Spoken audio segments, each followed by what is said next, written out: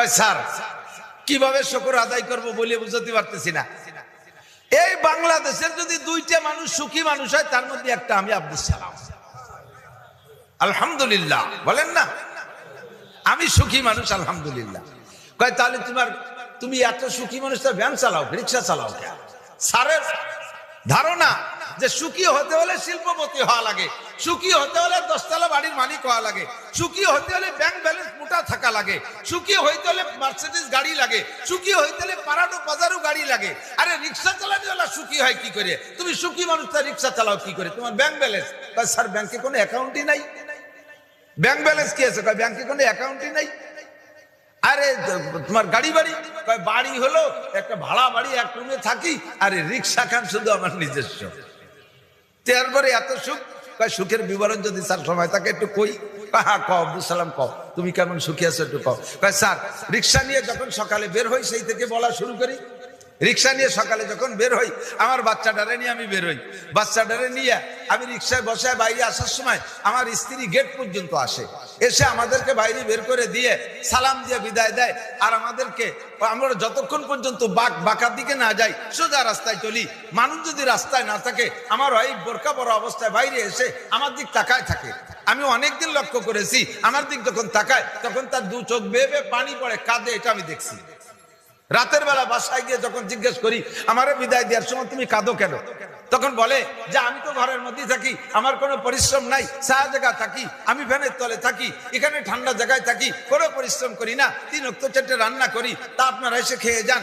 আর আপনি এই রোদের ভিতরে, নিচে পিচের গরম, উপর থেকে সূর্যের তাপ, এর ভিতরে আমার ভরণ পোষণের জন্য, আমার খুরাকের জন্য, আমার সুখ শান্তির জন্য পিঠ পুড়া খরার ভিতরে এভাবে প্যাডেল মেরে আপনি পয়সা কামাই করেন। আপনার দিক তাকাইলে এটা আমার মনে পড়ে, আমি সেই মহব্বতে কাঁদি। স্ত্রী যখন স্বামীর কাছে তার এই অভিব্যক্তিটা ব্যক্ত করে, তখন স্বামীর ভিতরে কেমন একটা অবস্থা সৃষ্টি হয়। কারণ আমার ভিতরে তখন এমন আসে যে আমার মনে চায় যেন আমার স্ত্রীকে আমি মাথায় করে রাখি।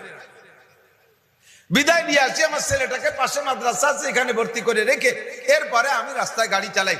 স্যার যে যাত্রী উঠুক, উঠার সময় বলি আজান হইলে আমি এক কদমে প্যাডেল মারবো না, যে জায়গায় আপনি থাকবেন ওই জায়গায় আপনারা নামাই দেবো, দরকার হয় অন্য রিক্সায় চলে যাবেন, আমি আজানের পরে একটা প্যাডেলও মারবো না। আমি সেইভাবে আজও পর্যন্ত নামাজ শুরু করা থেকে আজকে পর্যন্ত আমার একটা ওয়াক্ত তাকবীরে উলা কাজা হয় নাই। আমি কোনো যাত্রীর কাছে পয়সা করি না, পিড়ে বিড়ি করি না।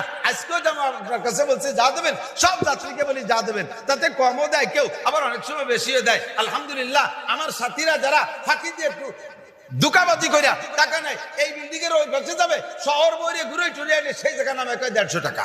এরকম কিছু আল্লাহ আল্লাহ রিক্সা আল্লাহ আছে না? ও টাকা রাখতে পারবি না, আসলে যাবে ডাক্তারের পেটে, লাস্টে আমও যাবে, সালাও যাবে, তোর রিক্সাও চড়ে নিয়ে যাবে। এই 2 নম্বরে আমি কোনোদিন করি না। 3 নম্বর, স্যার সারাদিন রিক্সা চালায় যখন যাই, প্রত্যেক দিন আমি ইশার আগে বাসায় যাই, রাতের বেলা আমি রিক্সা চালাই না। মাগরিবের নামাজ রাস্তায় পড়ি কোনো মসজিদে, মাগরিবের পরে ইশার আগ পর্যন্ত আমি রিক্সা চালাই। ইশার আগে বাসায় ঢুকি, বাইরে থাকতে আমি গেটের বাইরে থাকতে বেল দেই। আমার বেলের শব্দ শুনে আমার ছেলেটা টের পায়, আমার স্ত্রীও টের পায়, আইসা গেটটা খুলে দেয় দুইজনেই। ছেলেটা যখন ছোট ছিল তখন পারতো না, এখন সে আমার রিক্সাটা হাতের থেকে নিতে পারে। আমার বাচ্চাটা আমার রিক্সাটা নিয়ে গ্যারেজে ঢুকায় নাই, স্ত্রী আমাকে হাত ধরে নিয়ে গোসলখানার ভিতরে নিয়ে যায়। গরমকাল হইলে ঠান্ডা পানি, শীতকাল হইলে গরম পানি রেডি রাখে, নিজে হাতে আমাকে ধোয়াই মুছায়, সাবান দিয়ে পরিষ্কার করাইয়া আমাকে নিজে হাতে কাপড় পরাইয়া এরপরে ঘরের ভিতরে নিয়ে যায়। শীতকালে ঘরে গেলে আমার গায়ে কম্বলটা লাগাইয়া দেয়, গরমকালে গেলে আমার গায়ে, ঘরে যদি ফ্যান না থাকে তাহলে তাল পাখা দিয়ে বাতাস দেয়। আগের থেকে রান্না বান্না কমপ্লিট, ইতিমধ্যে ইশারা জান হয়ে যায়। 2 বাপ বেটা মসজিদে চলে যাই, স্ত্রী আমার ঘরের ভিতরে নামাজ পড়ে। মসজিদে ইশার নামাজের পরে তালিম হয়, তালিম শেষ করে বাসায় চলে আসি।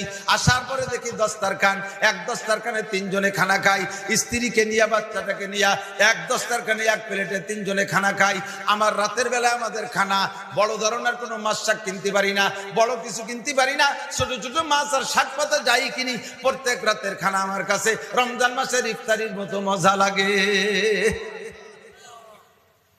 সারাদিন পরিশ্রম করি, দুনিয়ায় যত খানা খাইছেন স্বীকার করবেন, যারা বিশ্বাস সত্য কথা বলবেন। দুনিয়ায় যত খানা খাইছেন, ইফতারির চাইতে মজাদার খানা আছে নাকি? কথা বলেন। আছে আছে।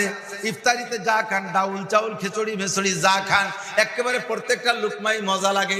কারণ দুনিয়ায় যত তরকারি আছে, যত খাবার আছে, তার মধ্যে যেমন ইফতারি শ্রেষ্ঠ খাবার, দুনিয়ায় যত তরকারি আছে তার মধ্যে সবচাইতে শ্রেষ্ঠ তরকারির নাম হলো ক্ষুধা। ক্ষুধা যদি কায়দা মতো লাগে, ভাত খাতি তরকারি লাগে না, লবণ দিয়েই 3 প্লেট মেরিয়ে দেওয়া যায়।